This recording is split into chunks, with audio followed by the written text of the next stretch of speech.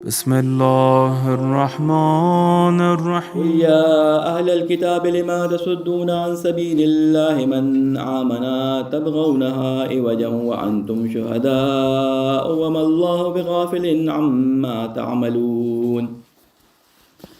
يا أيها الذين آمنوا إن تطيعوا فريقا من الذين أوتوا الكتاب يردوكم بعد إيمانكم كافرين. وكيف تكفرون وأنتم تتلى عليكم آيات الله وفيكم رسوله ومن يعتصم بالله فقد هدي إلى صراط مستقيم. يا أيها الذين آمنوا اتقوا الله حق تقاته ولا تموتن إلا وأنتم مسلمون. واعتصموا بحبل الله جميعا ولا تفرقوا واذكروا نعمة الله عليكم إذ كنتم أعداء فألف بين قلوبكم فأصبحتم بنعمته إخوانا وكنتم على شفا حفرة من النار فأنقذكم منها كذلك يبين الله لكم آياته لعلكم تهتدون. ولتكن منكم أمة يدعون إلى الخير ويأمرون بالمعروف وينهون عن المنكر وأولئك هم المفلحون. ولا تكونوا كالذين تفرقوا واختلفوا من بعد ما جاءهم البينات وأولئك لهم عذاب عظيم. صدق الله العلي العظيم. صلوات بھیجے محمد والے محمد.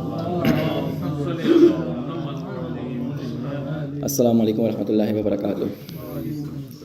سب سے پہلے آپ تمام مومنین کو اور مومنات کو شب ولادت امیر المومنین مولا علی علیہ السلام مبارک ہو. اور ہم سب اپنی جانب سے اپنے رشتہ داروں کی جانب سے امام زمانہ کی خدمت میں بھی امام علی علیہ السلام کی ہدیہ تبریک شب ولادت کی ہدیہ تبریک پیش کرتے ہیں اور اللہ تعالیٰ سے دعا کرتے ہیں کہ جس نعمت، جس رحمت اور جس ہستی کو آج کی شب ہمارے لیے اللہ تعالیٰ نے اس دنیا میں بھیجا اور ان کے فیض سے آج تمام دنیا میں جہاں بھی مسلمان چاہے وہ جس بھی مکتبہ فکر سے تعلق رکھتے ہوں ان میں مولا علی علیہ السلام سے محبت کرنے والے لوگ مل جاتے ہیں. جتنے بھی صوفیہ کے سلسلے نکلے ہیں سوائے ایک دو کے، وہ تمام امام علی علیہ السلام سے جو ہے ان کا لنک جڑتا ہے. آپ دنیا میں ہونے والی شاعری میں اگر کسی شخصیت کے بارے میں شاعری ہوئی ہے تو آپ کو نظر آئے گا کہ شاید نعت رسول خدا صلی اللہ علیہ وآلہ وسلم کے بعد سب سے زیادہ منقبتیں اور سب سے زیادہ مد میں جو اشعار کہے گئے ہیں وہ مولا علی علیہ السلام کے بارے میں کہے گئے ہیں. اس میں مسلمان شاعر بھی شامل ہیں، اس میں غیر مسلمان شاعر بھی شامل ہیں. لہٰذا اللہ تعالیٰ سے توفیق مانگتے ہیں کہ اللہ تعالیٰ آج کی اس مبارک شب میں جس مقصد کے لیے ہم یہاں پہ جمع ہوئے ہیں کہ اللہ تعالیٰ کی کتاب کو سمجھنے اور اس کے مطابق عمل کرنے میں جو مشکلات ہیں ان کو ہم سے دور فرما. ہماری گفتگو سورہ آل عمران کے سلسلے میں یہاں تک پہنچی تھی، چل رہی تھی اور یہاں تک پہنچی تھی کہ آیت نمبر 97 جو کہ حج سے متعلق تھی، اس میں ہم نے تفصیل سے جو ہے وہ بیان کیا تھا کہ وہ کیا شرائط ہیں جن پہ اللہ تعالیٰ نے حج کے لیے حکم دیا ہے اور کن شرائط کے بعد یہ حج واجب ہوتا ہے. جتنی ہماری اس وقت کو دیکھتے ہوئے ہماری گنجائش تھی بیان کرنے کی، ہم نے تقریباً سوا گھنٹے کے اندر اس کو تفصیل سے بیان کیا تھا. اس کے علاوہ بھی اگر کسی کو اس کے بارے میں سوال ہوں تو وہ علماء سے پوچھ سکتے ہیں اور باقی جو ان کی گردن پہ حج کے بارے میں ذمہ داریاں بنتی ہیں ان کو ادا کر سکتے ہیں. آج ہماری گفتگو اسی حج کی گفتگو سے مربوط جب آگے بڑھے گی، میں پچھلی دفعہ تفصیل سے اس کو بیان کر چکا ہوں اس لیے اب مزید اس کو بیان نہیں کروں گا. اگلی آیت سے ہم اس کو شروع کریں گے. جب حج کے بارے میں حکم دے دیا اللہ تعالیٰ نے کہ آپ حج کے لیے جائیں، جن کے پاس استطاعت ہو وہاں پہ اللہ تعالیٰ کی بہت ساری نشانیاں ہیں، مقام ابراہیم ہے، ٹھیک ہے، اور جو اس میں داخل ہوگا اس کو امنیت حاصل ہو جائے گی. یہ ساری باتیں بیان کرنے کے بعد اللہ تعالیٰ نے ایک تنبیہ کی تھی اور تنبیہ کرنے کے بعد یہ ساری خصوصیات بیان کرنے کے بعد اللہ تعالیٰ نے یہ کہا تھا کہ میں نے یہ جو تمہیں دولت دی، یہ جو تمہیں مال دیا، یہ کسی مقصد کے لیے دیا تھا. جب تم اس قابل ہو جاؤ کہ تم میرے گھر کی زیارت کے لیے آؤ تو تمہارے اوپر، تمہاری گردن پہ یہ واجب ہے کہ تم میرے گھر کی زیارت کے لیے کعبے کے اندر حج ادا کرنے کے لیے وہاں پہ سفر کرو. اور اگر تم اس بات سے انکار کرتے ہو، اللہ تعالیٰ نے وہاں پہ لفظ انکار کو کفر سے جو ہے وہ ظاہر کیا ہے، یعنی وہاں پہ یہ نہیں کہا کہ تم اس حکم کو نہیں مانتے، وہاں پہ ڈائریکٹ کفر کے بارے میں کہا ہے کہ تم نے یعنی ایک طرح سے کفر کیا اللہ تعالیٰ کے حکم سے، جس نے حج واجب ہونے کے بعد ادا نہیں کیا۔ تو پھر اللہ تعالیٰ نے کہا کہ تم اتنے زیادہ اپنے آپ کو متکبر سمجھتے ہو کہ تم میرے بلانے کے باوجود حج پہ نہیں آ رہے، تو اللہ تعالیٰ فرماتا ہے کہ فَإِنَّ اللَّهَ غَنِيٌّ عَنِ الْعَالَمِينَ، اللہ تعالیٰ تمام جہانوں سے، تمام جو ہے عالمین سے وہ غنی ہے، یعنی تمہارے حج پہ آنے کی ضرورت نہیں ہے، تمہارے حج پہ آنے کا فائدہ تمہیں خود ہے۔ اس گفتگو کے بعد فوراً جو آیت آ رہی ہے وہ اہل کتاب کے بارے میں آ رہی ہے۔ میں نے آپ کو پہلے بھی عرض کیا تھا، السلام علیکم، تھوڑا تھوڑا آپ لوگ آگے آ جائیں۔ اہل کتاب کے بارے میں یہاں پہ خطاب ہے، فرمایا قل یا اہل الکتاب لما تکفرون بآیات اللہ واللہ شہید علی ما تعملون، کیونکہ اہل کتاب جو زمانے میں تھے، عیسائی یہودی جو بھی تھے، یہاں دونوں کو مخاطب کرتے ہوئے فرمایا کہ ان کے پاس حقیقت کا علم آ چکا تھا، ان کو معلوم تھا کہ یہ جو کتاب نازل ہوئی ہے، یہ جو رسول آیا ہے، اس کتاب کو لے کر یہ دونوں حق ہیں، لیکن انہوں نے جان بوجھ کر اپنے لوگوں کو اس چیز سے اندھیرے میں رکھا تھا اور ان کو حقیقت سے آشنا نہیں کرتے تھے۔ ان لوگوں کی خرابی کیا تھی کہ وہ اپنے علماء کی بات سے سنتے تھے اور اپنی کتابوں کی طرف جو ان کے نبیوں کی طرف سے ان کے پاس آئی تھیں ان کی طرف رجوع نہیں کرتے تھے۔ تو انہوں نے کہا کہ اے اہل کتاب لما تکفرون بآیات اللہ، تم کیوں اللہ تعالیٰ کی آیات کا انکار کرتے ہو؟ اللہ تعالیٰ کی آیات کا انکار کرنے سے مراد کیا کہ یہ واضح نشانیاں جو اللہ تعالیٰ نے بیان کی تھی تمہاری کتابوں میں، توریت میں رسول خدا کے آمد کی نشانیاں تھیں، حضرت ابراہیم کی زبان سے دعا تھی کہ آخری زمانے میں میرے لیے ایک نشانی قرار دے، اس کے علاوہ حضرت عیسیٰ علیہ السلام نے کہا تھا کہ میرے بعد ایک نبی آئے گا، اس کا نام احمد ہوگا، یہ تمام باتیں پچھلی کتابوں میں موجود تھیں، تمام آیات کے باوجود تم کیوں انکار کرتے ہو اس حقیقت کا؟ واللہ شہید علی ما تعملون، اللہ تعالیٰ اس بات پہ گواہ ہے کہ جو تم عمل کر رہے ہو، یعنی تم جو کر رہے ہو جانتے بوجھتے جو تم چھپا رہے ہو حق کو، اس پہ اللہ تعالیٰ گواہ ہے۔ قل یا اہل الکتاب لما تصدون عن سبیل اللہ، چلو یہاں تک تو تم نے یہ اپنی جسے کہتے ہیں کہ بدماشی دکھا لی کہ تم لوگوں کو جو ہے وہ بتا نہیں رہے حق بات، لیکن اگلی بات جو اللہ تعالیٰ کہہ رہے ہیں اس میں ان لوگوں کا کردار کیا تھا کہ یہ لوگوں کو بھی روکتے تھے سیدھے راہ پہ آنے سے، یعنی لوگوں کو بھی اسلام کی طرف جانے سے روکتے تھے، اور اس کا طریقہ کیا کرتے تھے؟ اس کا طریقہ یہ کرتے تھے کہ یہ پچھلی آیات میں سورہ بقرہ میں بھی آیا تھا، سورہ آل عمران میں بھی اشارتاً آیا تھا کہ یہ لوگ کیا کرتے تھے کہ یہ تھوڑے دیر کے لیے مسلمان ہو کے مسلمانوں کے درمیان آ جاتے تھے، کیونکہ ان کا اصل رسوخ مسلمانوں میں زیادہ تھا، ان کی تجارت بہت تھی ان یہودیوں کی، تو مسلمان دیکھتے تھے کہ یہ بڑا آدمی جو ہے وہ مسلمان ہو کے آیا ہے، ایک دن وہ مسلمانوں کے ساتھ بیٹھتے تھے اور شام کو یہ کہتے ہوئے نکل جاتے تھے کہ ہم تو سمجھے تھے کہ اصلی دین ہوگا، لیکن ہم نے آنے کے بعد جب حقیقت کو دیکھا تو یہ تو وہ دین نہیں ہے جس کا ہمیں انتظار تھا، چلے آتے تھے، یعنی مسلمانوں کے دلوں کو بزن کرتے تھے اسلام سے۔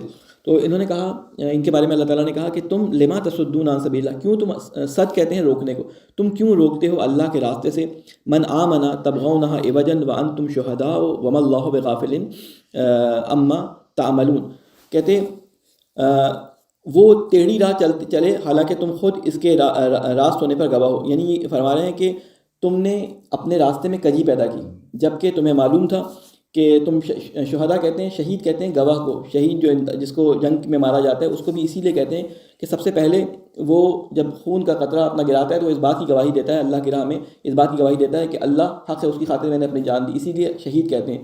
اور اللہ تعالیٰ نے اپنے لیے بھی شہید کا لفظ استعمال کیا، یعنی گواہ کے طور پہ، وہ اللہ تعالیٰ کی توحید کا گواہ ہوتا ہے۔ تو اللہ تعالیٰ نے کہا کہ تم جو ہے ٹیڑھی راہ پہ چلتے ہو، ٹیڑھی راہ دکھاتے ہو لوگوں کو، یعنی تم اسلام سے ہٹاتے ہو، حالانکہ تم خود اس کے صحیح ہونے پہ جو ہے وہ گواہ بھی ہو۔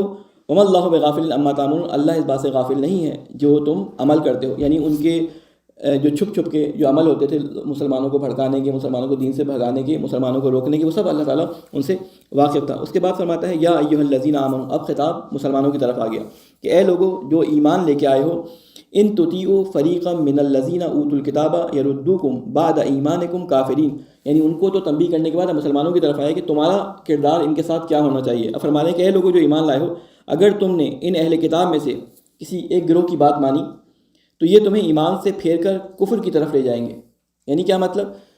ایک گروہ کی بات کی ہے، یعنی تم نے ان میں سے ایک گروہ کی بات مانی۔ دیکھیں جب بھی کوئی کفر کی تحریک اٹھتی ہے، جب بھی کوئی باطل کی تحریک اٹھتی ہے تو اس میں سارے لوگ باطل پہ نہیں ہوتے، وہ جو ان کے لیڈرز ہوتے ہیں، وہ جو ان کو لیڈ کر رہے ہوتے ہیں، جو ان کو آگے لے کے چل رہے ہوتے ہیں، انہوں نے لوگوں کو اس طرح سے ہیپنوٹائز کر کے، یا لوگوں کو اس طرح سے غلط جسے کہتے ہیں مس کمیونیکیٹ کر کے غلط راستے کو صحیح کر کے بتایا ہوتا ہے۔ کبھی بھی کوئی باطل دین جو ہے وہ اپنے باطل ہونے کو باطل کے لحاظ سے پیش نہیں کرتا. وہ ہمیشہ قرآن یا اپنی کتابوں سے آیات نکال کے اپنے رسولوں کی بات بیان کر کے مطلب کو اس طرح سے بیان کرتے ہیں کہ لوگوں کو اس سچے راستے سے ہٹا دیتے ہیں. اور یہ صرف ان کے یہاں نہیں ہوتا, یہ ہمارے یہاں بھی ہوتا ہے, یہ ہمارے یہاں بھی ہوتا ہے. اللہ تعالیٰ نے اس کی تنبیہ انہی آیات میں آگے جا کے اللہ تعالیٰ تنبیہ کر دے گا کہ یہ جو قرآن کو تھوڑا تھوڑا لے کے کرتے تھے نا, کہ تم نے قرآن کو قیمہ کر دیا. لفظ عظیم آیا ہے کہ تم نے قرآن کو پارے پارے کر دیا ہے, تم نے قرآن کو ٹکڑے ٹکڑے کر دیا ہے. ان میں سے ہر ٹکڑے میں سے ایک ٹکڑا تم لے رہے تو اس پارٹ میں سے, اور اس کی اپنی مرضی سے جو ہے وہ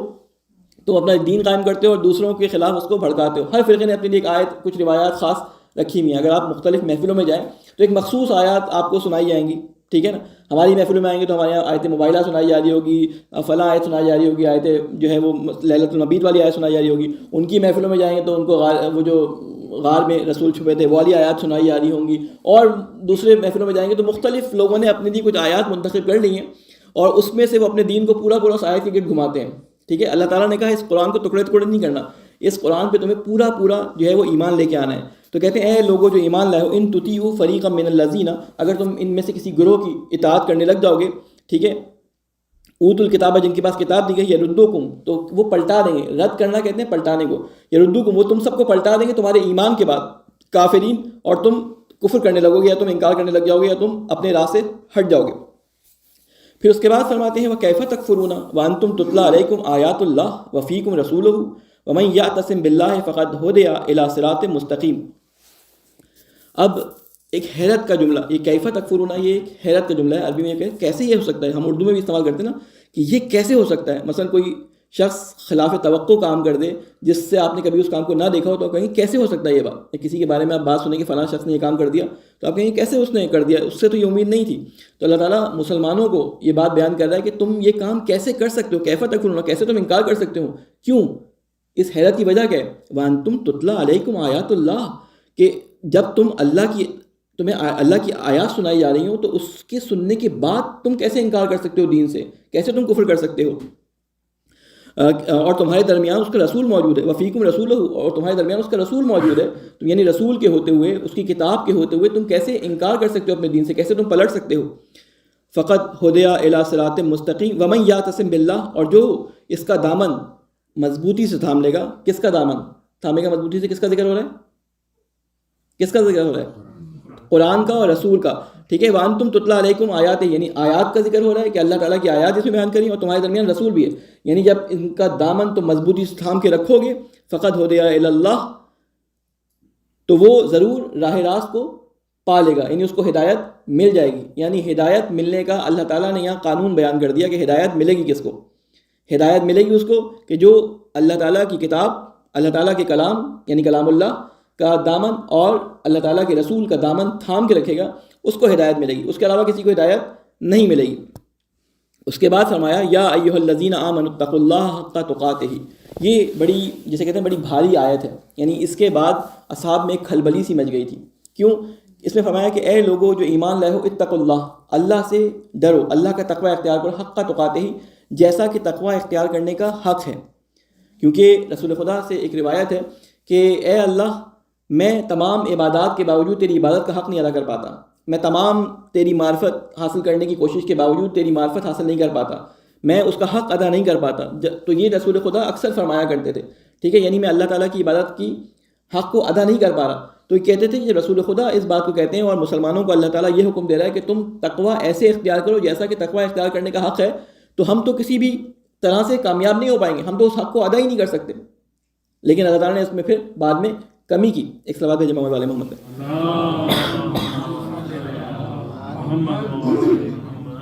وہ ابھی میں بتاؤں گا, سورہ تغابن میں وہ آیت بھی آئی ہے کہ جہاں پہ فرمایا ہے کہ من استطاعتم اتقوا اللہ من استطاعتم, تقوی اختیار کرو جتنی تمہارے اندر استطاعت ہے. کیونکہ لوگوں کو دیکھا کہ وہ تقوی کا حق تو ادا نہیں کر سکتے, یہ تقوی کا حق ہے.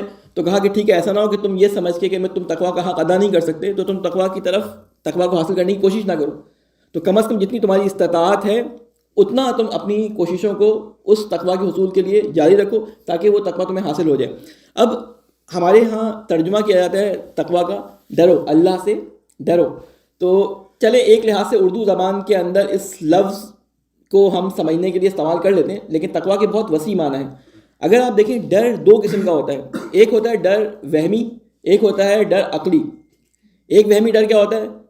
بچپن میں اماں ڈراتی ہیں کمرے میں نہیں آنا, اندھیرا ہے, وہاں پہ جن بھوت آ جائیں گے, بال کھول کے جو ہے درخت کے نیچے نہ چلے جانا, جن آ جائیں گے, فلاں کام کر لو گے کالی بلی راستہ کٹ جائے گی. ایک یہ توہم کی وجہ سے ڈر آتا ہے, وہ ایک توہمات ہوتے ہیں.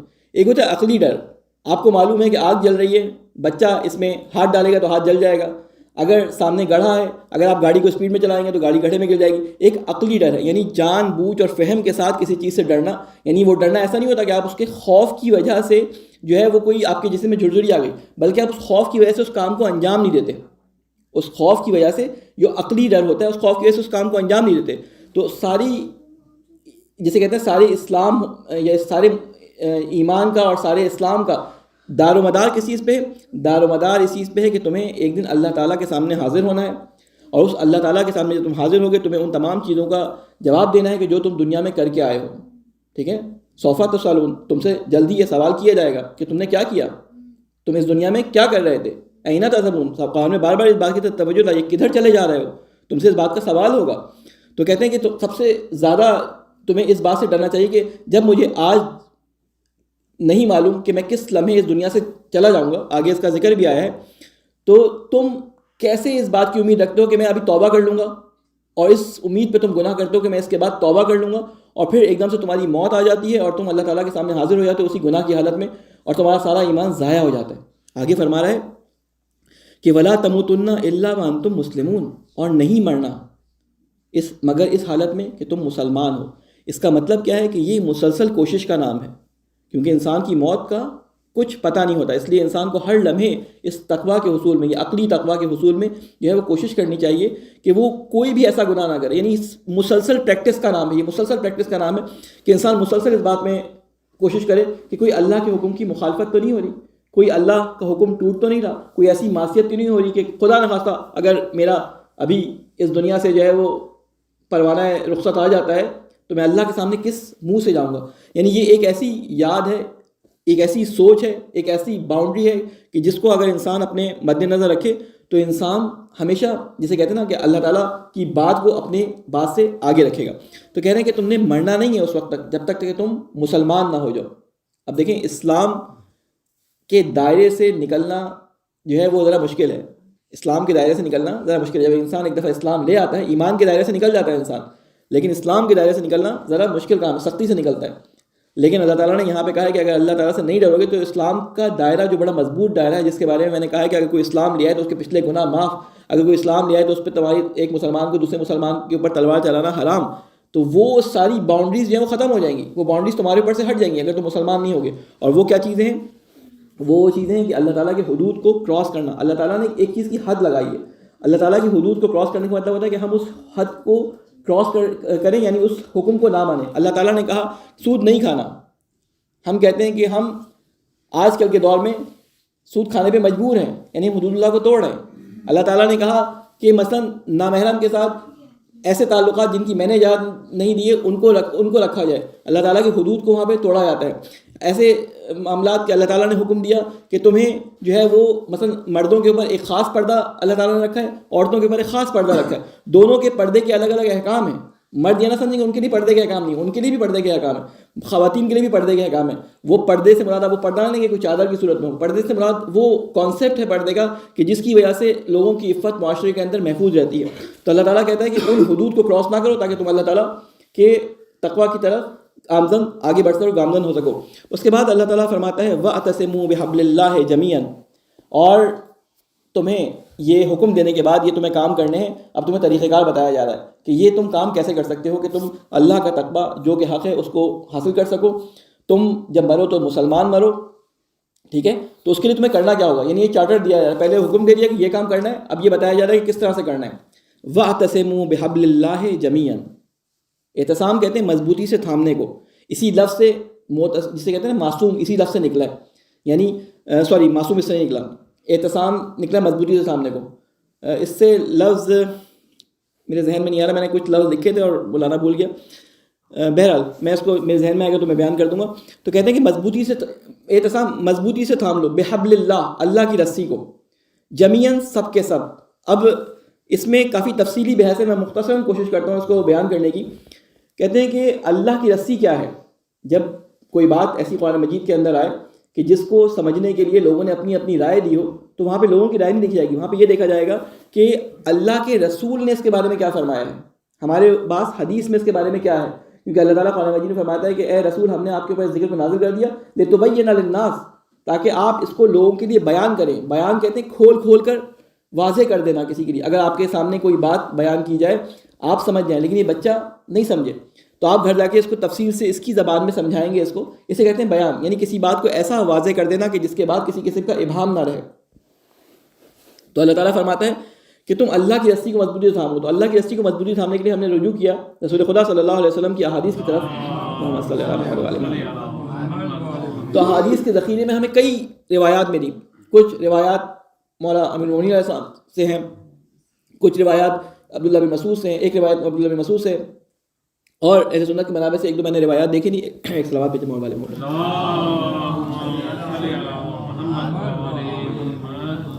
جس میں سے میں خلاصہ آپ کے سامنے بیان کر دیتا ہوں کہ مولا علی علیہ السلام سے نے سوال کیا رسول خدا سے کسی بارے میں.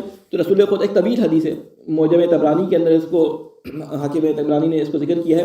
اس میں آخر میں اللہ تعالیٰ کے رسول یہ فرماتے ہیں کہ دیکھو اللہ کا تقوی اختیار کرنے کے لیے کیا کیا کرو. اس میں آخر میں فرماتے ہیں کہ تم اللہ کی رسی کو مضبوطی سے تھام لو، یعنی کتاب اللہ کو مضبوطی سے تھام لو. یعنی وہاں پہ حبل اللہ سے مراد اللہ کی کتاب بیان کی ہے. یا یہ فرمایا کہ اللہ کی رسی ایک طرف اللہ تعالیٰ سے متصل ہے اور دوسری طرف مخلوق سے متصل ہے. ٹھیک ہے، رسی کا کام کیا ہوتا ہے؟ رسی کا کام ہے دو چیزوں کو جوڑنا، کسی چیز کو مضبوطی سے باندھنا. رسی یہ وہ رسی ہے جس کے بارے میں حدیث میں ارشاد ہوا ہے کہ یہ وہ رسی ہے کہ جس کا ایک سرا اللہ تعالیٰ کے پاس ہے اور دوسرا سرا لوگوں کے پاس ہے. اس لیے ایک سرے سے چمٹ جاؤ تو تم اللہ تعالیٰ سے متصل رہو گے. آپ نے دیکھا ہوگا اس کو حبل کس لیے کہتے ہیں. حبل آپ نے سنا ہوگا کہ حبل الورید جسے آپ شہرک کہتے ہیں اردو زبان میں، کہ اللہ تعالیٰ نے کہا ہے کہ میں تمہاری شہرک سے بھی نزدیک ہوں. شہرک کیا ہوتی ہے؟ شہرک کا تعلق ہوتا ہے کہ آپ کے دماغ اور آپ کے اوپری حصے کا آپ کے نچلے حصے سے جو ہے تعلق برقرار رکھے، یعنی دماغ کا اور پورے جسم کا تعلق برقرار رہے. اگر آپ کا تعلق اللہ تعالیٰ سے برقرار نہیں رہتا، اللہ تعالیٰ سے برقرار نہیں رہتا تو آپ ایک چلتا پھرتا مردہ ہے. اصل میں اللہ تعالیٰ نے اعتصام مضبوطی سے تھامنے کا حکم اس لیے دیا تھا کہ آپ کو اللہ نے پیدا کیا ہے تو اللہ ہی آپ کے لیے یہ مینول بھیجے گا کہ آپ کو عمل کس طرح سے کرنا ہے. جو کمپنی جس پروڈکٹ کو بناتی ہے وہ کمپنی اس کا مینول جاری کرتی ہے. ایسا نہیں ہوتا جو ہے وہ راکٹ بنائے امریکہ اس کا مینول دے چائنا، ایسا نہیں ہوتا. تو اللہ تعالیٰ نے اس مخلوق کو جو ہے وہ انسان نامی مخلوق کو جو ہے خلق کیا تو اس کا مینول بھی مختلف زمانوں میں ان کے سطح کے لحاظ سے دیا. تو کہا کہ یہ حبل اللہ مراد یہاں پہ کیا ہے؟ قرآن مجید. اب ایک جو حکم یہاں پہ دیا گیا ہے وہ دو باتوں کو مد نظر رکھتے ہوئے آپ اس کو سوچیے گا کہ ایک تو حکم انفرادی طور پہ ہے اور ایک ہے اجتماعی طور پہ. یہ جمیعاً کا لفظ جو ہے اس کا مطلب کیا ہے؟ اس کا مطلب یہ کہ تم سب کے سب مل کر اللہ کی رسی کو مضبوطی سے تھامو. اور دوسرا مطلب اس کا یہ لے سکتے ہیں کہ تم اس اللہ کی رسی کو پورا کا پورا تھامو. ایسا نہ ہو کہ اس کے کسی حصے کو لے لو اور کسی حصے کو نہ لو. یعنی حبل اللہ جو ہے اللہ کی رسی سے مراد قرآن مجید جو ہے اس کو پورا کا پورا لو، پک اینڈ چوز اس میں سے نہ کرو. یعنی اس میں سے ایسا نہ کرو کچھ آیتیں جو تمہیں پسند ہے تمہارے دین کو اور تمہارے مذہب کو اور تمہارے نظریے کو جو ہے سپورٹ کریں ان کو لے لو، جو تمہارے نظریے اور تمہارے دین اور تمہارے فلاں مقصد کے خلاف ہو ان کو تم چھوڑ دو، ان کو ذکر ہی نہ کرو. تو کہہ رہے کہ پورا کا پورا اس قرآن کو لو، یا کہا کہ تمام کے تمام مل کر اس کو مضبوطی سے تھامو. اس کا مطلب کیا ہے کہ اللہ تعالیٰ جہاں پہ حکم دیتا ہے انسان کو اپنی ڈیولپمنٹ کا، اپنی ترقی کا، اپنے تقویٰ کا، وہ مقصد ہوتا ہے کہ وہ ایک ایسی اینٹ تیار ہو جائے جو اس عمارت میں لگ سکے جو اس اسلام کو ریپرزینٹ کرتی ہے. یعنی ہر مومن ایک اینٹ ہے جو کہ اس اسلام کی عمارت میں لگنی ہے کہ جو اس کی جگہ ہے اس جگہ پہ اس کو ایڈجسٹ ہونا ہے. لہٰذا جب تک کہ انفرادی طور پہ لوگوں میں تقویٰ اختیار کرنے کا رجحان پیدا نہیں ہوگا، انفرادی طور پہ لوگوں کو اللہ تعالیٰ کی طرف رغبت کا رجحان پیدا نہیں ہوگا، اس وقت تک اسلام کی وہ عمارت تعمیر ہی نہیں ہو سکتی جس کو اللہ تعالیٰ نے تعمیر کرنے کا حکم دیا ہے. دوسری بات جو یہاں سے سمجھ آتی ہے اس بات سے کہ اللہ تعالیٰ ایمان رکھنے والوں کو، اسلام لانے والوں کو ایک ساتھ رہنے کی تاکید کر رہا ہے. یہاں پہ وہ بتا رہا ہے کہ اگر تم ایک اللہ کے ماننے والے، ایک رسول کے ماننے والے ہو تو تمہیں ایک چھتری کے نیچے نظر آنا چاہیے، تم سب کو ایک جگہ نظر آنا چاہیے. اگر تم ایک چھتری کے نیچے نہیں ہو، اگر تم ایک ساتھ نہیں ہو تو گویا تم اسلام یعنی اسلام کا دعویٰ تو کر رہے ہو لیکن تمہارے پاس اسلام نہیں ہے، تم سے زبان سے اسلام پکارتے ہو، تم مسلمان کے گھر پیدا ہو گئے ہو، تمہارا نام جو ہے وہ محمد یا علی یا فاطمہ یا مثلا عائشہ یا حمیرہ رکھ دیا گیا ہے، لیکن نام رکھنے سے کوئی مسلمان نہیں ہو جاتا۔ تم جب تک باہم ایک ساتھ نظر نہیں آؤ گے تو گویا کہ تم اسلام کے دائرے میں اس طرح سے داخل نہیں ہوئے جس طرح کے داخل ہونے کا حق تھا۔ تو کیا فرمایا کہ تم سب کے سب پورے قرآن کو یا سب مل کر اللہ کی رسی کو مضبوطی سے تھامو۔ اگر کسی معاشرے کے اندر قرآن نہیں ہے تو اس کا مطلب ہے گویا کہ اس کا اللہ تعالیٰ سے رابطہ کٹا ہوا ہے۔ اس کے بعد فرماتا ہے ولا تفرقوا، اور آپس میں تفرقہ پیدا نہ کرو۔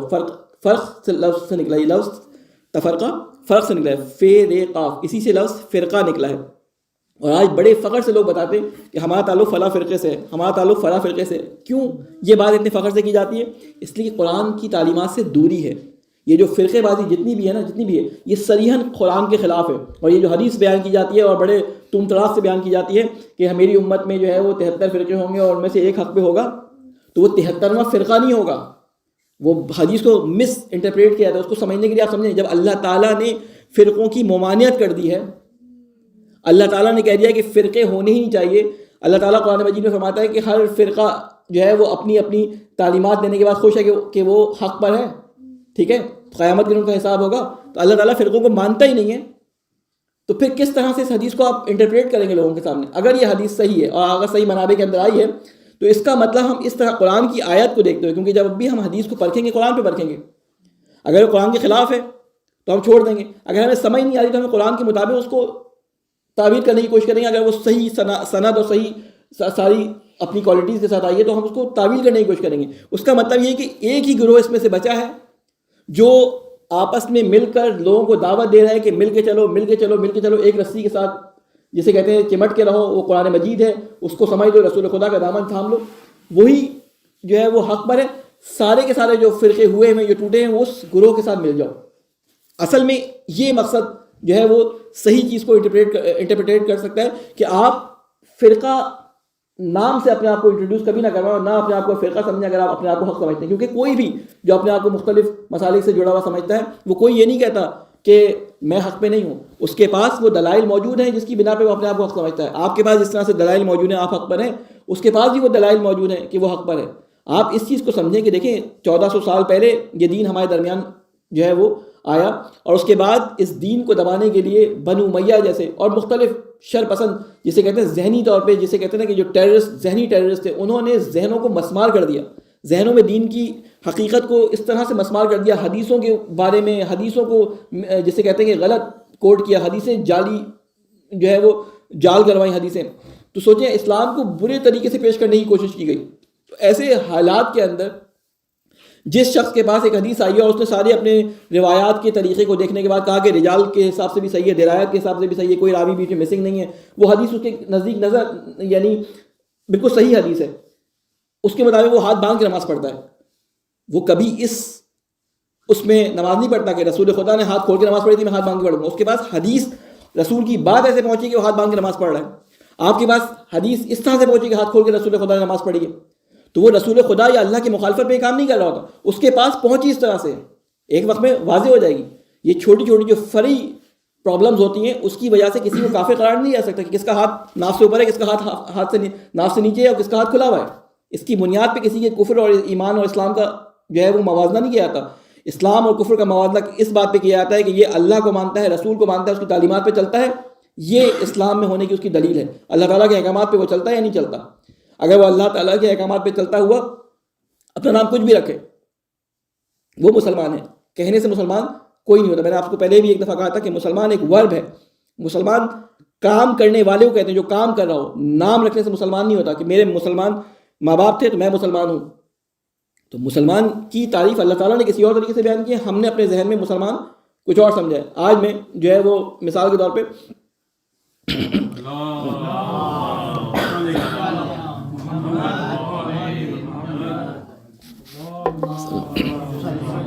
ایک اور سوال میں اپنے آپ کو مثال کے طور پہ رسول خدا صلی اللہ علیہ وسلم کا نعوذ باللہ نمائندہ سمجھ کے سمجھوں کہ جی میں لباس روحانیت میں ہوں، لباس ائمہ میں ہوں اور میں جو ہے ان کا نمائندہ ہوں، میں اپنے آپ کو لاکھ اس شکل میں ڈھال کے آپ کے سامنے بیٹھ کے کچھ بھی بیان کرتا رہوں، لیکن کیا میری حرکتیں، میرے کام، میری گفتار، میرا کردار، میرے لوگوں سے تعلقات اس طرح سے ہیں کہ میں اسلام میں ہونے کو اپنے آپ کو ثابت کر سکوں؟ یہ تو وہ بتائیں گے کہ جن کے نام پر میں اپنے آپ کو مسلمان کہہ رہا ہوں کہ میں ان کے معیارات پہ پورا اترتا ہوں یا نہیں اترتا۔ آپ جتنا آکسفورڈ یونیورسٹی کی شرٹ پہن کے آکسفورڈ کے اندر گھومتے رہیں، آپ مالی تو بن سکتے ہیں وہاں پہ، لیکن ان کی شرائط پہ جب تک نہیں اتریں گے آپ کو ایڈمیشن نہیں ملے گا وہاں پہ، ٹھیک ہے نا۔ آپ جتنا فلاں ٹیم کی شرٹ پہن کے جو ہے وہ گھومتے رہیں تو آپ کو کوئی میراڈونا یا آپ کو کوئی میسی نہیں سمجھے گا، وہ کہے گا اس کی قمیض پہنی، وہ صفات آپ کے اندر نہیں آئیں گی جب تک کہ آپ کے اندر کوالٹی نہ پیدا ہو جائے۔ تو اس لیے مسلمان کہنے سے، مسلمان جیسی شکل ہونے سے کوئی مسلمان نہیں ہوتا، مسلمان جیسے کام کرنے سے، مسلمان جیسے عقیدہ رکھنے سے، اس پہ عمل کرنے سے مسلمان انسان جو ہے بنتا ہے۔ اللہ تعالیٰ فرما رہا ہے کہ اللہ تعالیٰ کی رسی کو مضبوطی سے تھام کے رکھو، سب کے سب یا پورے کے پورے قرآن کو تھام کے رکھو، ولا تفرقوا، اپنے درمیان تفرقہ نہ کرو، وَاذْكُرُوا نِعْمَتَ اللَّهِ عَلَيْكُمْ إِذْ كُنْتُمْ أَعْدَاءً فَأَلَّفَ بَيْنَ قُلُوبِكُمْ فَأَصْبَحْتُمْ بِنِعْمَتِهِ إِخْوَانًا وَكُنْتُمْ عَلَى شَفَا حُفْرَةٍ مِّنَ النَّارِ فَانْقَذَكُم مِّنْهَا كَذَلِكَ يُبَيِّنُ اللَّهُ لَكُمْ آيَاتِهِ لَعَلَّكُمْ تَهْتَدُونَ۔ دیکھیں ٹائم جلدی گزر رہا ہے، میں اس کو مختصر بیان کروں۔ یہ بیان ہو رہا ہے صحابہ کرام کے بارے میں، یہاں پہ جو گفتگو ہو رہی ہے صحابہ کرام کے بارے میں گفتگو ہو رہی ہے۔ کیوں؟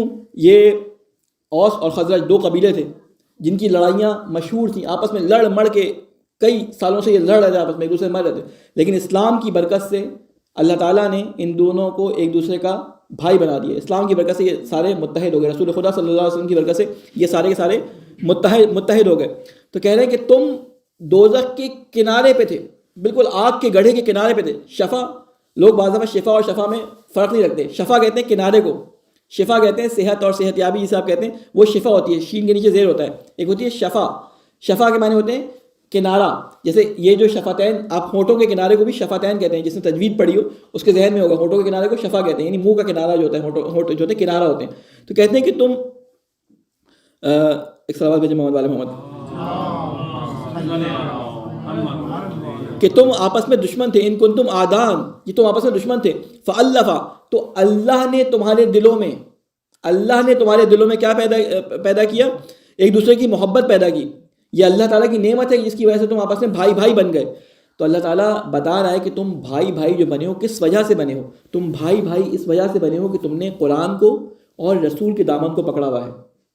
اگر تم آج اے صحابہ، اے اوس و خزرج، اے اس زمانے میں اسلام لانے والوں، اگر تم اللہ کے کلام کو اور رسول کے کلام کو اپنے لیے مشعل راہ نہیں بناتے تو تم اسی طرح دشمن رہتے۔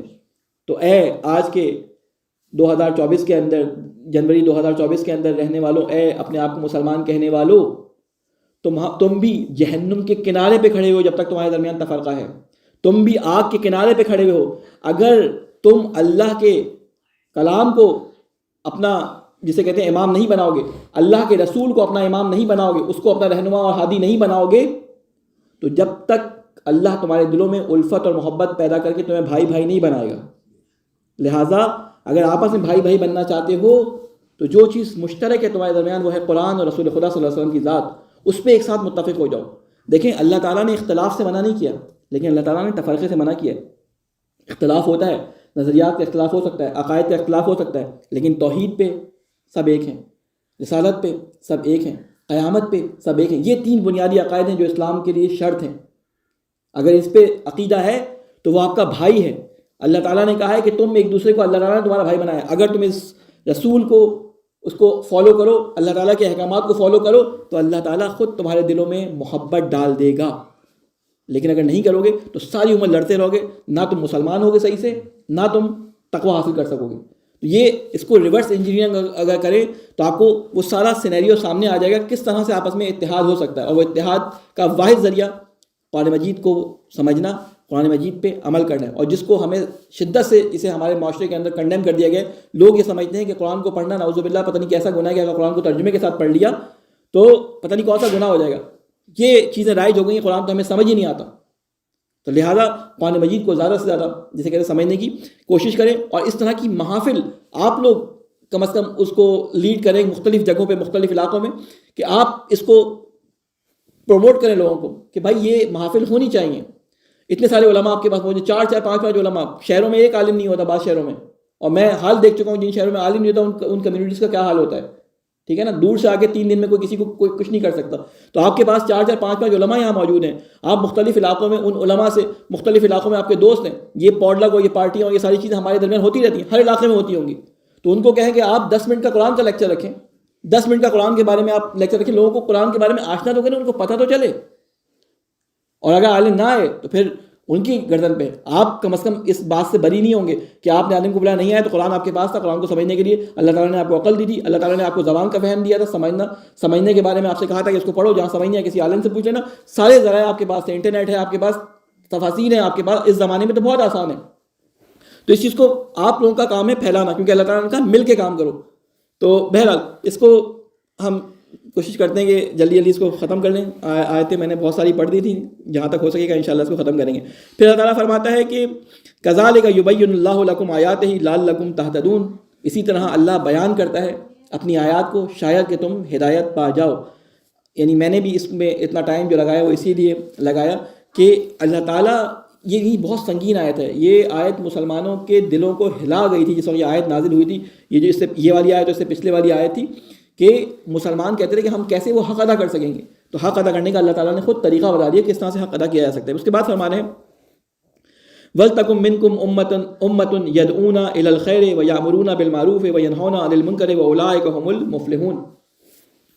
اب اللہ تعالیٰ طریقہ کار بتا رہا ہے کہ تم نے آپس میں ایک گروہ بنا لیا, آپس میں ایک سیشن رکھ لیا کہ جس میں تم نے کوشش کی قرآن کو سیکھنے کی, قرآن پہ عمل کرنے کی. اب تمہارا کام اس کے بعد والا اسٹیپ کیا ہے؟ یعنی اللہ تعالیٰ مرحلے میں مرحلے دیکھیں آپ کو سب کچھ بتا رہا ہے. کہتے ہیں ولتکم, تم میں سے کچھ لوگ, ایک امت کہتے ہیں امہ یا امو, اس کا روٹ ورڈ ہے, اسی لفظ سے امام نکلا ہے.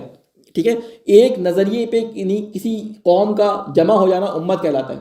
ٹھیک ہے نا, ایک نظریے پہ کسی قوم کا جمع ہو جانا, یعنی آپ یہاں پہ بیٹھ گئے اس نظریے کے ساتھ کہ قرآن کو سیکھنا اپنے لیے واجب سمجھ کے یہاں پہ آ گئے, تو اس کا مطلب آپ ایک امت ہو گئے قرآن کو سمجھنے کے لحاظ سے. اب آپ کا کام کیا ہے؟ اللہ تعالیٰ فرما رہا ہے کہ تم میں سے یدعونا, ایک امت میں سے کچھ گروہ لوگ کیوں نہیں نکلتے, یدعونا کہ وہ دعوت دے, الی الخیر, نیکی کی. یعنی یہ جو خیر تمہارے لیے قرآن کی صورت میں آیا ہے, لوگوں کو دعوت دیں کہ لوگ اس خیر کو حاصل کرنے کی کوشش کریں, لوگ اس خیر کو سمجھنے کی کوشش کریں. خیر کہتے ہیں ہر وہ نیکی جو انسان کو اللہ تک پہنچا دے. خیرکم من تعلم القرآن وعلمہ, رسول خدا کی حدیث ہے, تم میں سے بہترین آدمی وہ ہے, یہ نیکی بہترین وہ ہے کہ تم اللہ کے قرآن کو سمجھو اور لوگوں کو سمجھاؤ. تو یہاں پہ کیا فرما رہا ہے کہ تم میں سے ایک گروہ اٹھے, دعوت دے لوگوں کو. یعنی آپ مختلف اپنے کلسٹرز بنائیں, مختلف لوگوں کو اپروچ کریں, 3 آدمی 4 آدمی مل کے قرآن کا مباحثہ کریں, آپس میں جو ہے وہ ایک دوسرے کے ساتھ قرآن کے بارے میں سوال کریں, کوئی گفتگو کا مباحثے کا کوئی انتظام کریں. ہم مختلف 1 گھنٹے آدھے گھنٹے لوگوں سے چیٹنگ کرتے ہیں, ایک گروپ بنائیں جو قرآن گروپ ہو. ایک آیت آپ رکھیں, ہفتے میں ایک آیت پہ ڈسکس کرنا ہے, 2-4 لوگ کچھ تفسیریں دیکھیں, 2-4 لوگ کچھ ترجمے دیکھیں, اور آپس میں اس آیت کو یا 2-4 آیات کو مل کر آپس میں ڈسکس کر لیں. اس طرح کر کے 1 سال 2 سال 3 سال 4 سال میں ایک اچھا خاصا قرآن کا حصہ آپ لوگ جو ہے وہ ختم کر سکتے ہیں. تو کہتے ہیں یدعون الی الخیر, آپ لوگوں کو نیکی کی طرف بلائیں. اور اس کے بعد سیکنڈ اسٹیپ, جب نیکی کی طرف بلائیں گے تو ان لوگوں کی تھوڑی شامت بھی آنی ہوتی ہے. وہ شامت کیسے آتی ہے؟ کیونکہ اللہ تعالیٰ کا جو اگلا حکم ہے یامرون بالمعروف, کہ آپ نیکیوں کا حکم دیں, کہ لوگوں کو نیکیوں کی طرف بلانے کے لیے یامرون, امر کریں. امر کب کیا جاتا ہے؟ جب امر کیا جاتا ہے کہ جب آپ کے پاس اتنی طاقت ہو کہ آپ اپنے حکم کو منوا سکیں. امر جو ہے وہ اس وقت ہوتا ہے, مطلب پاکستان جو ہے وہ امر کرنے کی پوزیشن میں نہیں ہے کہ اپنے عوام کو کسی بات کا امر کرے, یا پاکستان امریکہ کو کسی بات کا امر کرے. امر ہمیشہ اس وقت کیا جاتا ہے کہ جب آپ کے ہاتھ میں کوئی طاقت ہوتی ہے. اس کا مطلب کیا ہے کہ مسلمانوں کو ایک ایسا نظام, ایک ایسا انسٹیٹیوشن بنانا چاہیے کہ ان کے انڈر کچھ لوگ ان کی بات سنتے ہوں. یعنی ایک ایسی حکومت ہونی چاہیے, ایک ایسا نظام ہونا چاہیے, ایک ایسا سسٹم ہونا چاہیے جسے ہم امامت کا سسٹم کہتے ہیں. ایک ایسا سسٹم ہونا چاہیے کہ جہاں پہ اللہ تعالیٰ کے رولز کو بیان کیا جائے, اللہ تعالیٰ کے رولز کو اپلائی کیا جائے, اور اللہ تعالیٰ کی کتاب کے اندر جو حکام ہے ان کا امر کیا جائے, حکم دیا جائے کہ اس کام کو انجام دو.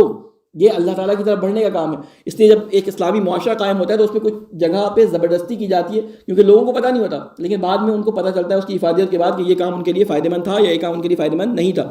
وَيَنْهَوْنَ عَنِ الْمُنكَرِ, اور برائی سے روکو ان کو. اب اس میں بڑی تفصیل ہے, میں اس میں نہیں جا رہا. وَأُولَٰئِكَ هُمُ الْمُفْلِحُونَ, بے شک وہی لوگ جو ہیں وہ فلاح پانے والے ہیں. وَلَا تَكُونُوا كَالَّذِينَ تَفَرَّقُوا وَاخْتَلَفُوا مِن بَعْدِ مَا جَاءَهُمُ الْبَيِّنَاتُ وَأُولَٰئِكَ لَهُمْ عَذَابٌ عَظِيمٌ, اور ان لوگوں کی طرح نہ ہو جانا. اب قرآن کریم وہ سارے قصے اور واقعات پچھلی قوموں کے بیان کر چکا ہے. ٹھیک ہے, اللہ تعالیٰ نے حضرت موسیٰ کے واقعات, قوم سمود کے واقعات، قوم عاد کے واقعات، قوم لوط کے واقعات، حضرت یوسف کے بھائیوں کے واقعات، وہ سارے قصے کہانیاں اللہ تعالیٰ نے، کہانیاں سے مراد وہ ہے کہ وہ حقیقتیں جو اس زمانے میں گزری یا تمثیل کی صورت میں اللہ تعالیٰ نے قرآن مجید میں مختصراً اس کو بیان کر دیا. کیوں بیان کیا؟ وہ اس لیے بیان کیا کہ ان لوگوں نے ان کاموں کی وجہ سے آپس میں تفرقہ ڈالا تھا. اس وجہ سے یہ کام کرنے کی وجہ سے ان میں فرقے فرقے ہو گئے تھے. تم وہ کام نہ کرنا. یہ مسلمانوں کو تعلیم دی جاتی ہے، تم وہ کام نہ کرنا. کب نہ کرنا؟ من بعد ما جاءہم البینات، جبکہ تمہارے پاس واضح نشانیاں آ چکی ہیں. بینات کہتے ہیں کھلی ہوئی نشانیاں، بینہ کہتے ہیں نشانی کو. اور آپ کو معلوم ہے کہ نشانی ہوتی کیا ہے؟ جب آپ جا رہے ہوتے ہیں نا، آیات بھی اسے کہتے ہیں، ٹھیک ہے نا، آیات کہتے ہیں نشانی کو. نشانی کسی منزل کا پتہ دے رہی ہوتی ہے. جب آپ کسی جگہ جا رہے ہوتے ہیں تو یہ راستے میں پرانے زمانے میں اگر آپ نے پاکستان میں دیکھا ہو، ابھی بھی ہوتے ہیں، اب تو بورڈ لگ گئے، پہلے وہ پتھر لگے ہوتے تھے، سنگ میل جسے آپ کہتے تھے، اس پہ لکھا ہوتا تھا کہ مثلا فلاں شہر اتنے کلومیٹر پہ، یا فلاں رائٹ ٹرن سے فلاں شہر آ جائے گا، فلاں لیفٹ ٹرن سے. یہاں پہ آپ کو بورڈ پہ لکھا ہونا جاتا ہے. یہ نشانی ہوتی ہے. یہ نشانی منزل نہیں ہوتی، یہ نشانی آپ کو راستے تک جانے کا پتہ بتا رہی ہوتی ہے. تو یہ آیات قرآنی جو ہیں، یہ پڑھنا ہدف نہیں ہے، ان کو پڑھ کر اس مقصد تک پہنچنا ہدف ہے کہ جہاں تک یہ آیات قرآنی پہنچانا چاہ رہی ہیں. تو اس لیے بغیر سمجھے جو قرآن پڑھا جاتا ہے بالکل ایسی ہے جیسے آپ راستے میں بورڈ پڑھ کے اس کے نیچے کھڑے رہو اور منزل پہ پہنچنا چاہیں. مثلا آپ جہاں پہ وڈ برج جا رہے ہیں، شاہ نجف، ٹھیک ہے، امام بارگاہ آپ کو جانا ہو، یہاں پہ لکھا ہے مثلا وڈ برج اس طرف ہے، آپ اس وڈ برج کے بورڈ پہ نظر دوڑائیں اور اس کے نیچے کھڑے ہو کے پڑھتے رہے وڈ برج وڈ برج وڈ برج، کبھی آپ وڈ برج پہنچیں گے؟ نہیں پہنچیں گے نا. اسی طرح خالی قرآن کی تلاوت کر کے شاید وہ ثواب تو مل جائے آپ کو، لیکن وہ ہدف جس راستے تک پہنچانے کے لیے قرآن آیا تھا اس راستے تک آپ کبھی نہیں پہنچ پائیں گے. اس لیے قرآن کو سمجھ کے پڑھنا ہے. قرآن ان لوگوں کے درمیان آیا تھا جو عربی سمجھتے تھے. تو جب آپ کو قرآن سمجھنا ہے تو یا تو عربی تھوڑی بہت سیکھنی پڑے گی، اور جب تک عربی نہیں سیکھتے تو ترجمے سے کام چلانا پڑے گا. تو اللہ تعالیٰ کیا فرماتا ہے کہ ولا تکونوا، ان لوگوں کی طرح نہیں ہو جانا، تفرقوا، جنہوں نے آپس میں فرقے بنائے، آپس میں تفرقہ ڈالا. واختلفوا، اور اختلاف کیا، من بعد، اس کے بعد کہ جب ان کے پاس آیات آ چکی تھی، نشانیاں آ چکی تھیں، واولئک لہم عذاب عظیم. تو یہ کوئی چھوٹی بات نہیں ہے کہ انہوں نے یہ سارے کام کیے، اختلاف کیے اور تفرقے ڈالے. ان کے لیے عذاب عظیم ہے، یعنی ایک دردناک عذاب ہے، ایک بڑا، جسے کہتے ہیں نا کہ ہیبت ناک عذاب ان کے لیے اللہ تعالیٰ نے رکھا ہوا ہے. اور اس عذاب میں ہوگا کیا؟ بس آخری آیت پڑھ کے میں، بلکہ ایک آیت اور پڑھ کے میں اس کو ختم کرتا ہوں. یوم تبیض وجوہ وتسود وجوہ، کہتے ہیں اس دن کچھ چہرے جو ہیں وہ سفید ہوں گے اور کچھ چہرے جو ہیں وہ سیاہ ہوں گے. سیاہ سفید سے مراد یہ نہیں کہ کالے شکل سے کالے ہوں گے اور شکل سے گورے ہوں گے، نہیں، یعنی وہ ان کے اعمال کی، جسے کہتے ہیں کہ نورانیت، یا ان کے اعمال کی کراہت ان کے چہروں پہ ہوگی، جس سے وہ پہچان لیے جائیں گے. سورہ اعراف میں اللہ تعالیٰ فرماتا ہے نا کہ وہ اپنے چہروں سے پہچانے جائیں گے، ٹھیک ہے نا. ان کے چہرے دیکھ کے بتا دیا جائے گا کہ وہ کس طرف کی پارٹی ہے، جہاں پارٹی ہو رہی ہے وہاں کے، یا جہاں دوسری والی نشستیں جسے کہتے ہیں کہ سندل کے، جسے کہتے ہیں شربت اور شراب اور غلمان اور حوریں، اس طرف کے پارٹی ہو رہی ہے، سمجھ، اس طرف لطیفے لوگوں نے مشہور کیے ہوئے کہ جی اس طرف جو ہے دیگیں پکڑی ہیں، ایک سر جنت میں ہوتا ہے کنارے پہ دیکھ رہا ہوتا ہے، دوزخ میں دیگیں پکڑی ہیں، اور ادھر اس کو پھر وہی ایک مثلا ایک مرغے کی بوٹی اور ایک روٹی دے دی جاتی ہے. یہ ہے تو لطیفہ، لیکن بات بتانے کے لیے یہ بیان کیا ہے.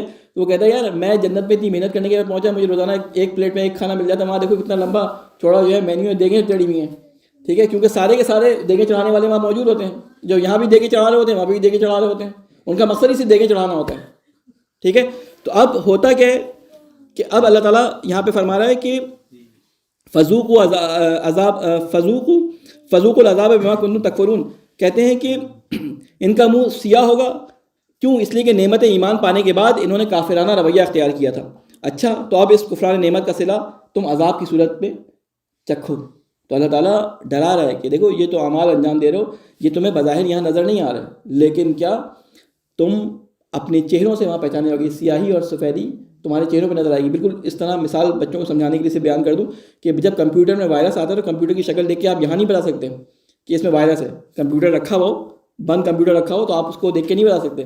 یا آپ اس کو آن کرتے ہیں تو وہ سارا اینٹی وائرس جو پکڑ کے بتاتا ہے کہ اس میں کتنے وائرس اور ٹروجنز آ چکے ہیں اس کے اندر، تو وہ ہمارے اندر چل رہا ہے، ہمیں نظر نہیں آ رہا. ابھی ہمارے آثار اور خیالات جو عارفانہ اور صوفیانہ، جسے کہتے ہیں نا کہ وہ ایک 7th حص رکھتے ہیں، وہ کچھ علماء ایسے ہیں دیکھ کے بتا دیتے ہیں کہ انسان کس نوعیت کا، کس شکل کا انسان ہے اصل میں. امام صادق علیہ السلام کی حدیث آپ کو یاد ہوگی محمد، کہ جب حج پہ مولا سے کسی نے کہا کہ مولا اس دفعہ تو اللہ تعالیٰ نے زائرین کی تعداد، جو خانہ خدا کے زائرین کی تعداد کتنی بڑھا دی ہے. تو مولا نے کہا کہ ان 2 انگلیوں کے درمیان دیکھو. ان 2 انگلیوں کے درمیان جب دیکھا تو اس میں ہاتھی، گھوڑے، بندیاں، پتہ نہیں کون کون سے جانور تھے. کہتے ہیں مولا یہ کیا ہے؟ کہتے ہیں کہ ان میں سے بہت کم انسان ہیں اور اکثر جانور ہیں، کیونکہ ان کے کام جانوروں والے ہیں، ان کے کام حیوانوں والے ہیں. بہرحال بہت ساری باتیں رہ گئیں، بس اس آیت کو پڑھ کے میں اس کو ختم کرتا ہوں. وَأَمَّا الَّذِينَ ابْيَضَّتْ وُجُوهُهُمْ فَفِي رَحْمَةِ اللَّهِ، اور جن کے چہرے جو ہیں وہ سفید ہوں گے، روشن ہوں گے، وہ اللہ تعالیٰ کی رحمت میں ہوں گے. هُمْ فِيهَا خَالِدُونَ، اور وہ اس میں ہمیشہ رہیں گے. تِلْكَ آیاتُ اللَّهِ نَتْلُوهَا عَلَيْكَ بِالْحَقِّ وَمَا اللَّهُ يُرِيدُ ظُلْمًا لِلْعَالَمِينَ یہ اللہ کے ارشادات ہیں جو ہم تمہیں ٹھیک ٹھیک سنا رہے ہیں، کیونکہ اللہ دنیا والوں پر ظلم کرنے کا کوئی ارادہ نہیں رکھتا. اللہ نے یہ ساری باتیں تمہیں بیان کر دی ہیں تاکہ تم اپنے اس دن کو جو بہت لمبا ہے اس میں امن کے ساتھ گزار سکو. کہتے ہیں قیامت کے جو دن ہوں گے، قیامت اصل میں نام صحیح نام نہیں ہے. قیامت کہتے ہیں کھڑے ہونے کا دن، جس میں سب کھڑے ہوں گے. قیام سے نکلا ہے. اصل دن ہے اس کا اصل نام کیا ہے؟ معاد، یعنی پلٹنے کی جگہ. اس میں ایک دن ہوگا یوم حشر ہوگا، ٹھیک ہے، ایک دن ہوگا یوم قیامہ ہوگا، ایک دن ہوگا جس میں سوال و جواب ہوں گے. تو اس میں بہت سارے دن ہیں. تو کہتے ہیں کہ قیامت کا ایک دن انسانی یعنی دنیاوی زندگی کے 50,000 دن کے برابر ہے. قرآن مجید میں اس کا ذکر آیا کہ اللہ کے نزدیک جو دن ہیں وہ کیا ہوں گے؟ ایک دن 50,000 سال کے برابر ہے. تو سوچ لیں کہ ایک دن میں جو کچھ کیا ہے 50,000 سال کم از کم اس کا جواب دینا ہے. تو جب بھی کوئی کام کریں تو علماء اس کے بارے میں، بس بات کو اس آیت کو یہاں پہ ختم کر رہا ہوں، علماء اس کے بارے میں ایک بڑی اچھی بات بیان کرتے ہیں کہ دیکھو، اگر تم چاہتے ہو کہ قیامت کے دن تمہارا حساب کتاب کم ہو اور حساب کتاب سے تمہاری جلدی جان چھوٹ جائے، تو روزانہ اپنا حساب کتاب خود کر لیا کرو. جب تم اپنا حساب کتاب خود کر لو گے تو قیامت کے دن تمہارا حساب کتاب خود تمہارے لیے بھی آسان ہوگا حساب دینا، کیونکہ حساب کتاب اسی کا کیا جاتا ہے جو حساب کھولتا ہے کہیں پہ.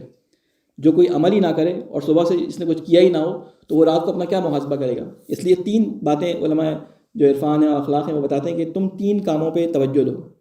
وہ کیا ہے؟ مشاہدہ، مراقبہ اور محاسبہ. یہ 3 ایم یاد رکھیں، میم یاد رکھیں. مراقبہ، ٹھیک ہے، مشاہدہ، مراقبہ اور محاسبہ. میں آسان کر دیتا ہوں لفظ کو. مشاہدہ یعنی اپنے لیے شرط باندھیں. صبح اپنے لیے ایک شرط باندھ لیں کہ آج مجھے پورے دن میں یہ کام نہیں کرنا. میں نے اللہ تعالیٰ سے ایک وعدہ کر کے صبح نماز کے بعد اپنے لیے تعین کر لیا، یہ مجھے نہیں کرنا. یہ ہے کیا؟ کہ اپنے لیے آپ نے شرط باندھ لی. مراقبہ، سارے دن آپ اس کے مراقب رہے. مراقب کہتے ہیں اس کو حفاظت کرنا. سارے دن مراقب رہے کہ میں نے آج یہ کام سوچا تھا کہ آج پورا دن جھوٹ نہیں بولوں گا، یا آج پورا دن مثلا فلاں کام نہیں کروں گا. میں نے فلاں کام یہ نہیں کہ مثلا کوئی ایسا کام کہ میں چائے نہیں پیوں گا، یہ نہیں. کوئی اپنا ایسا کام جو روحانی طور پہ آپ کو بلند کر سکے، ٹھیک ہے نا، اللہ تعالیٰ سے جس کا معاملہ ہو، اس کی شرط باندھ لیں اپنے سے. اور اس کے بعد پورے دن اس کی مراقبت کریں کہ وہ کام آپ سے نہ ہو. بے دہانی میں ہو جائے توبہ کریں اور فوراً رجوع کر لیں. اور پھر یا مثال کے طور پہ پورا دن کے لیے آپ نے کر لیا کہ آج میں پورا دن وضو سے رہوں گا. کچھ بھی ہو جائے، جیسی وضو ٹوٹے دوبارہ وضو کر لیں. یا کچھ بھی ہو جائے کہ آج کے دن میں تسبیح پورے توجہ سے پڑھوں گا، یا آج کے دن میں فلاں کام یہ کروں گا، کر لیں. اور محاسبہ اس وقت ہوگا جب آپ نے سارا دن کام کیا ہوگا، اپنا حساب کھولا ہوگا اللہ کے سامنے، تو آپ محاسبہ کر سکیں گے رات کو کہ میں نے صبح جو اللہ سے عہد کیا تھا میں آج اس پہ کتنا پورا ہوتا ہوں. اس کے ساتھ ہی اللہ تعالیٰ سے دعا کرتے ہیں کہ اے اللہ تجھے واسطہ ہے محمد والے محمد کا کہ آج کی بابرکت شب میں اور اس بابرکت محفل کو اپنی بارگاہ میں قبول و مقبول فرما. اے اللہ تجھے واسطہ ہے محمد والے محمد کا ہمارے مرحومین جو دنیا سے جا چکے ہیں ان پہ، ان کی قبروں پہ ان کو اپنی روحانیت اور جسے کہتے ہیں رحمت میں جگہ عطا فرما. اے اللہ ہمارے ایک عزیز ہیں جن کا آج انتقال ہوا ہے، اے اللہ ان کی مغفرت فرما، ان کے گناہ کبیرہ اور صغیرہ سے ان کو معاف فرما. اے اللہ تجھے واسطہ ہے محمد والے محمد کا صاحب خانہ کی مرحومین کی مغفرت فرما، ہم تمام لوگوں کی مرحومین کی مغفرت فرما. اے اللہ وہ گناہ جو ہم سے جان بوجھ کر ہوئے ہیں، یا وہ گناہ جو ہم نے چھپ کر کیے ہیں، یا وہ گناہ جو ہم نے بے احتیاطی کی وجہ سے کیے ہیں، اللہ ان سب کی مغفرت فرما. اے اللہ تجھے واسطہ ہے محمد والے محمد کا قرآن کے فہم کو ہمارے لیے آسان فرما. اے اللہ تجھے واسطہ ہے محمد والے محمد کا ہماری اس بات کو اپنی بارگاہ میں قبول و مقبول فرما. اے اللہ تجھے واسطہ ہے محمد والے محمد کا کہ جہاں جہاں مومنین جشن مولود کعبہ منانے میں مصروف ہیں، اے اللہ ان کو قرآن اہل بیت کی معرفت عطا فرما. اے اللہ تجھے واسطہ ہے محمد والے محمد کا ہمارے علماء کرام کا سایہ ہمارے سروں پہ قائم فرما. اے اللہ تجھے واسطہ ہے محمد والے محمد کا ہمارے امام کی حفاظت فرما اور ہمیں ان کے ناصر اعوان میں شامل فرما. ربنا تقبل منا انک انت السمیع العلیم برحمتک یا ارحم الراحمین.